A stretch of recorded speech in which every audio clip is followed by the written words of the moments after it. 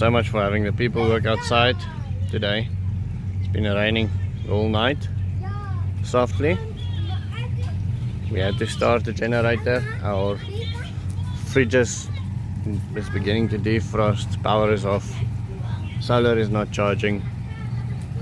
Frank the tank has been filling up. It's now at the 4th line here. Yeah, so quite high. That's about, I would say, 1,000 liters already. The children had the chickens in their room this morning when I got up. It's Ben's birthday today, so he got up early. We sang for him and then we got in bed, drank coffee, and then they went and collected the chickens. Horses are looking miserable. Nice and wet. The positive, we don't have a cold rain. Our rain is quite warm and our weather is warm when it rains as well, so it's not as if the animals are cold. Toffee, obviously, he moves from an outside dog to an inside dog when it starts raining, but otherwise he prefers to sleep outside. So this is our office in town. It's basically garages in a house, and this is where some family members live. And as you can see, everything is empty. The landlord doesn't like the mulch idea, doesn't like it when we mulch the area. It just keeps on raining the whole morning, and I wish I could pull a Brad Lancaster on the street. Yeah, you can see the water is running non-stop. Everything's running out of town, going down there. And that just opposite the office is then the house that we're busy tearing apart. We have a bit of a break in the rain, and we are trying to figure out where we can plant sunflowers without the guinea fowl and the chickens getting to it. So the closer to the house you plant them, smaller the chance are for the guinea fowls, but the bigger the chance are for the chickens to get them. So the river is running very slowly, but it is running and filling up. As you can see here, all the way. Everything is wet. This is above normal rain for us, above normal green for us, above normal everything.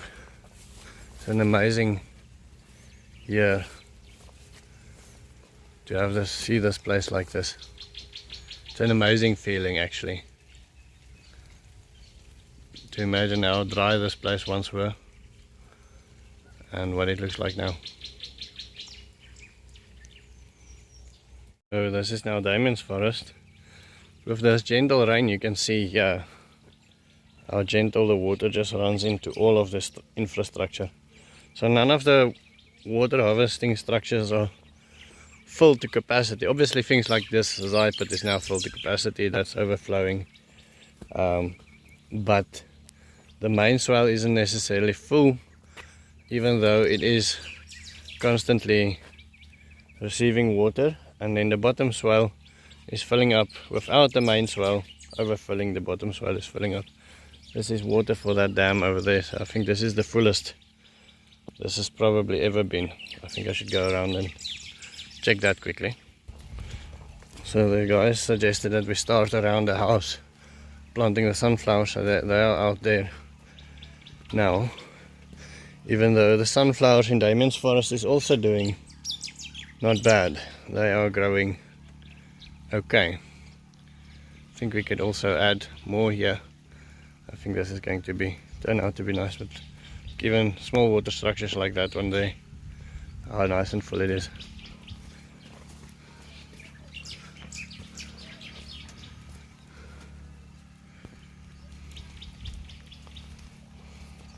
So this is the bottom dam. This comes now from all of those Zaatsgieters over there, filling up. See, yeah. I cannot imagine that we planted Lukina around these trees. I don't even think, I think we gave it compost, Somehow the Leucaena seeds got here as well. Leucaena growing around it. I'm not gonna bother them too much. We'll chop and drop them if they start bothering us. The soil is absolutely soaked. Absolutely soaked. This is incredible. This is such a great feeling. Lucas is lifting the pumpkins up in the little forest. Lucas is disappearing in the forest. And my wife harvested some corn with her little broken fingers and everything. She closed them up in the, in the door yesterday. Let me show you the size of pumpkins that we got. And the plentiness of it all. So, okay, so here's just some pumpkins, and they are everywhere.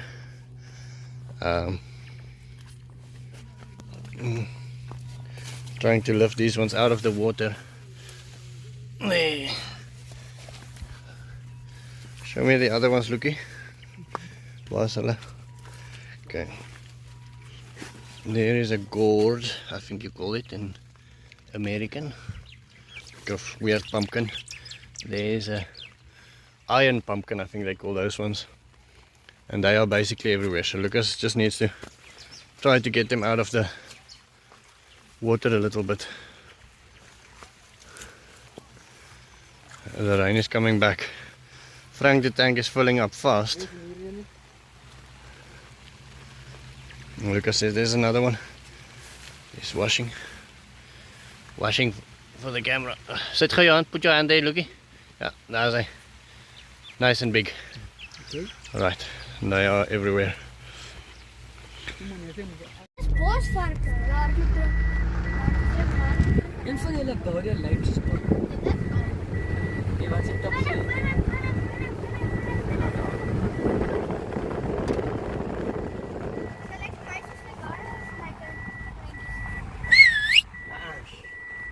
Nee, ek wil dan fluit nie, ek ken nie.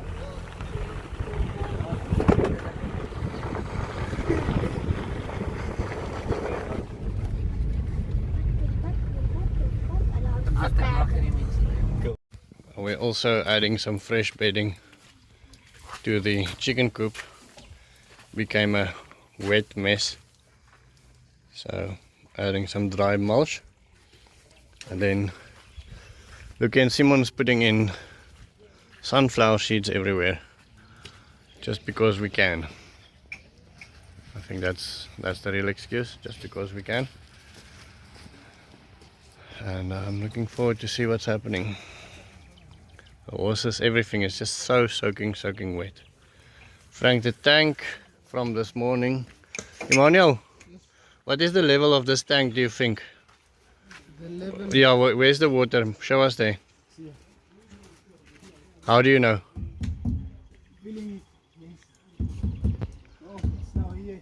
Can you feel it by Yeah, 100%.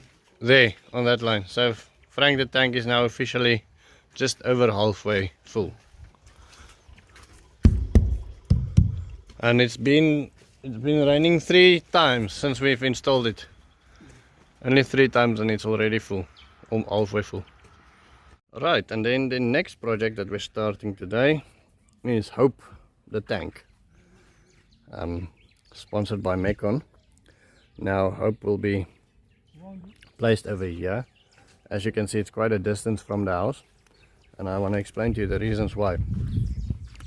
Okay, first of all, when it's there, it's right next to the vegetable garden, so it can give water to the vegetable garden immediately. When we place it here, there's a couple of things that stops it. It's the space between the wall and the window is too small to house a tank, so you have to bring it in.